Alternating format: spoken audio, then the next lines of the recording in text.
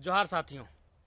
आज का वीडियो प्रारंभ करने से पहले मैं जसिंता केरकेट्टा जी की पंक्तियों के साथ संबोधन करना चाहूँगा कि सेना का रुख किधर है, कि युद्ध का दौर ख़त्म हो गया, अब सेना का रुख किधर है। मेरा स्कूल, मेरा कॉलेज, मेरा जंगल, मेरा गांव, मेरा पर्वत पहाड़ जिधर है।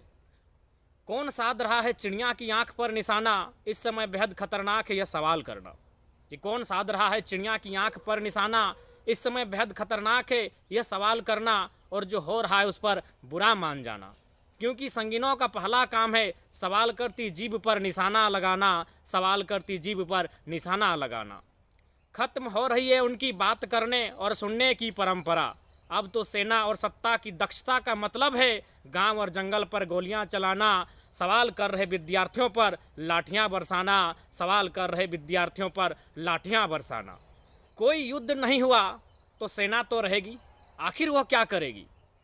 कैंपों के लिए जंगल को खाली करवाएगी, जानवरों की सुरक्षा के लिए गांव को खदेड़ शहर ले जाएगी, और फिर शहर में सवाल कर रहे गांव के बच्चों पर गोलियां चलाएगी, गांव के बच्चों पर गोलियां चलाएगी।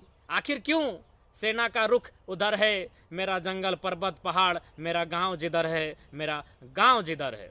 जी हाँ साथियों, ये पंक्तियाँ हमेशा चरितार्थ होती आई हैं। जब जब ऐसी विकट परिस्थिति आई है तब तब पुलिस प्रशासन के माध्यम से गांव, किसान, कबीला, मजदूर वर्ग को शोषण और दमन किया गया है। आज मैं इस वीडियो में कुछ ऐसे ही उदाहरण लेकर आया हूं। सबसे पहला उदाहरण है मध्य प्रदेश के छतरपुर इलाके में बक्सवाहा जंगल। आज की इस वीडियो के माध्यम से मैं दो मुद्दों पर बात करूंगा, और अक्सर यही होता है कि जब जब जंगल, ज़मीन, पर्वत, पहाड़ पर अतिक्रमण होता है, मेरी आवाज़ हमेशा विद्रोही की स्वर में गूंजने का काम करती है। तो सबसे पहले मैं बात करना चाहूँगा, मेरे हाथ में उसका पेपर कटिंग है, मैं ज़रा पढ़ के आपको सुना दूँ कि छतरपुर में देश का सबसे बड़ा हीरा भंडार 2.15 लाख पेड़ काटे जाएंगे। 2 लाख से ऊपर पेड़ काटे जाएंगे। एक हीरे का भंडार मिला है। कहाँ? छतरपुर, मध्य प्रदेश के बक्सवाहा जंगल में। साथियों, क्या आज भारत देश की ज़रूरत हीरा है, या स्वस्थ पानी, एक अच्छी शिक्षा, एक अच्छा रोजगार, पर्यावरण है? जी हाँ, आज भारत की नहीं पूरे विश्व की ज़रूरत पर्यावरण है, प्रकृति है, ना कि हीरे।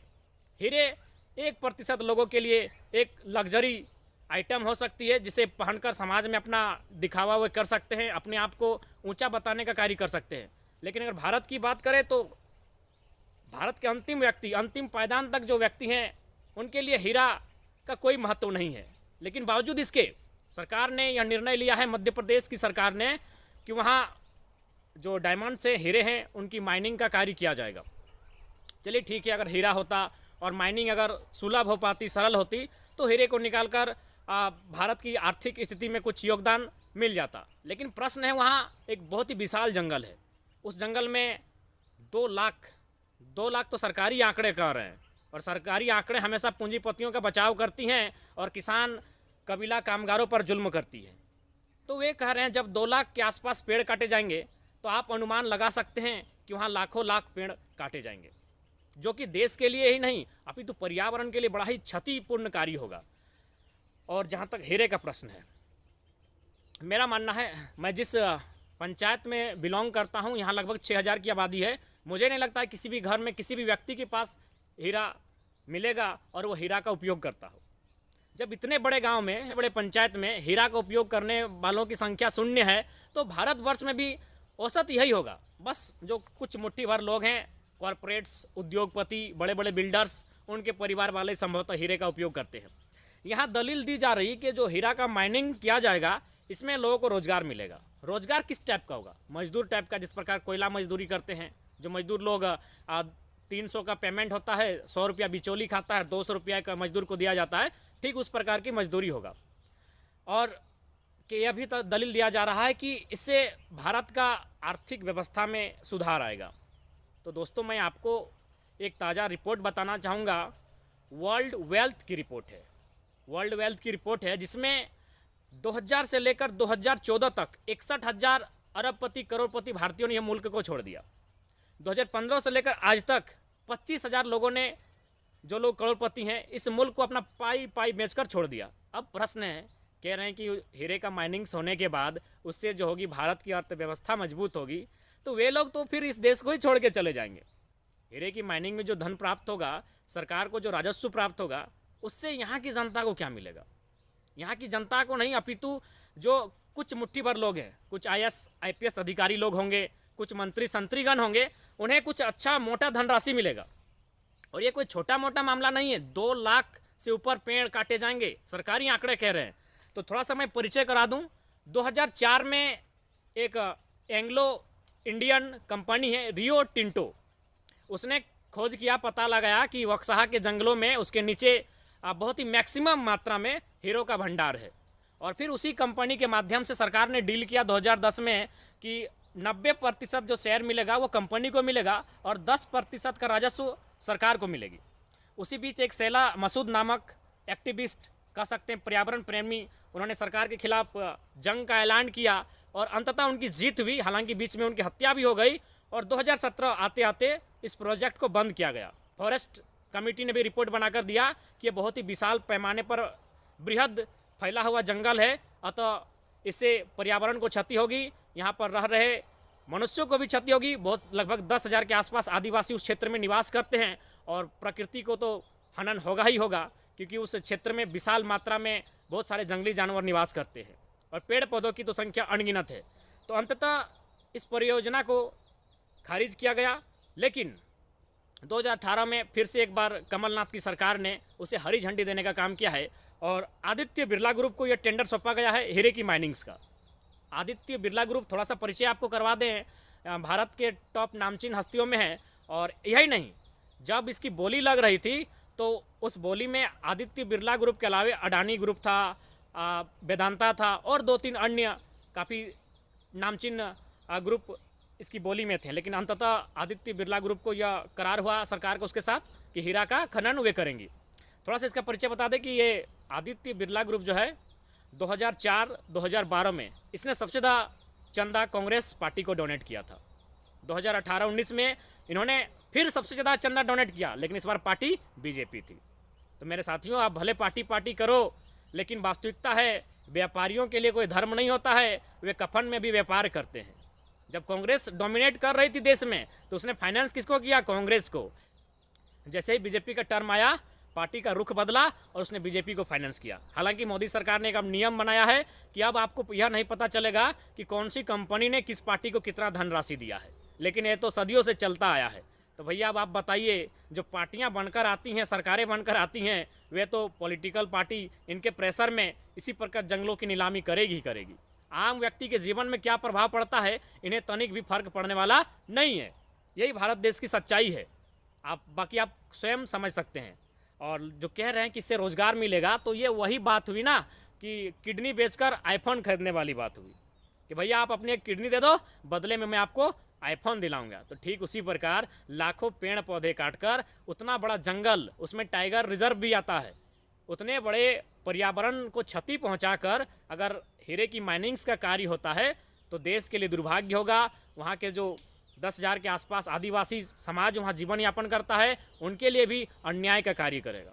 और फिर जब वही लोग विद्रोह के स्वर छेड़ेंगे, तब आप नक्सली का नाम देंगे। और नक्सलियों की यही कहानी रही है, जब जब जल जमीन जंगल पर अतिक्रमण हुआ है पूंजीपतियों के माध्यम से, तब तक जो स्वर गूंजता है विरोध का, उसे नक्सली का नाम दिया जाता है।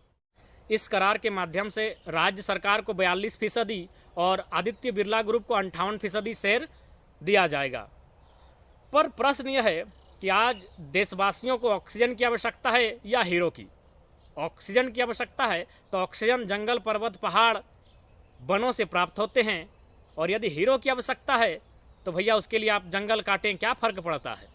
पर मेरा मानना है आज देश की आवश्यकता है प्रकृति के साथ, पर्यावरण के साथ कदम से कदम मिलाकर चले। इसी में हमारा जीवन बेहतर और संपन्न हो सकता है। दूसरी बात मैं करना चाहूँगा मेरे राज्य के झारखंड के बोकारो ज़िले की, जहां अंतर्राष्ट्रीय क्रिकेट स्टेडियम बनने का प्रस्ताव पारित किया गया है, जिससे लगभग 19 गांव प्रभावित होंगे या यूं कहें विस्थापित होंगे। विस्थापित यानी उनका गांव, उनका खेत खलिहान, उनके पेड़ पौधे सब छोड़कर उन्हें किसी नए जगह में शिफ्ट कर जाना होगा। ये बहुत ही दुख और दर्द का विषय है।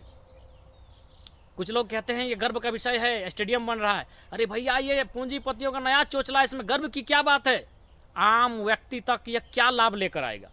देश में कई सैकड़ों स्टेडियम हैं, आप वहाँ खेल का आयोजन करें, लेकिन किसी को इस प्रकार विस्थापित करके उसे उसके घर से, जंगल जमीन से बेघर करके यदि विकास का कार्य किया जा रहा है तो यह विकास नहीं, विनाश है।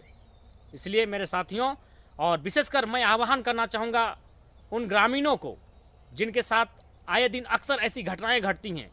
वे कभी धनबाद में विस्थापित होते हैं, कभी जमशेदपुर में विस्थापित होते हैं, कभी बोकारो में विस्थापित होते हैं, कहीं अन्य जगहों पर कभी विस्थापित होते हैं। तो रोज़ रोज़ शिकारी का शिकार बनने से अच्छा है एक दिन मिलकर डटकर मुकाबला किया जाए और अपने जंगल जमीन पर्वत पहाड़, अपनी माटी का बचाव किया जाए, क्योंकि झारखंड का निर्माण ही माटी पर आधारित है। यहाँ जितने आंदोलन लड़े गए हैं, चुहाड़ विद्रोह, ढाल विद्रोह, तमाड़ विद्रोह, मांझी विद्रोह, खेरवार विद्रोह, भूमिज विद्रोह, कोल विद्रोह, मुंडा विद्रोह, हुल विद्रोह, सब के सब माटी की आन और शान के लिए लड़े गए हैं।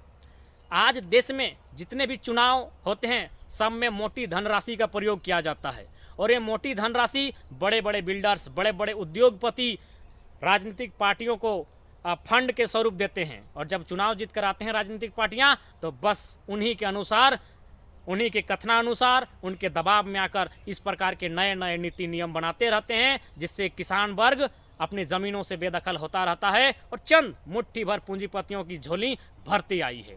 तो आज आवश्यकता है, आज देश को, राज्य को आवश्यकता है अच्छे स्वास्थ्य की, अच्छे शिक्षा की, छोटे छोटे नए नए वैकल्पिक उद्योगों की, जिससे वो अपना रोजगार जीवन यापन कर सके, ना कि ऐसे स्टेडियम की जो विकास के नाम पर लाखों लोगों को बेघर करे, लाखों की ज़मीनों का अधिग्रहण करे। ऐसी आवश्यकता आज राज्य को नहीं है। ऐसे स्टेडियम विकास का नहीं, विनाश का घोतक है।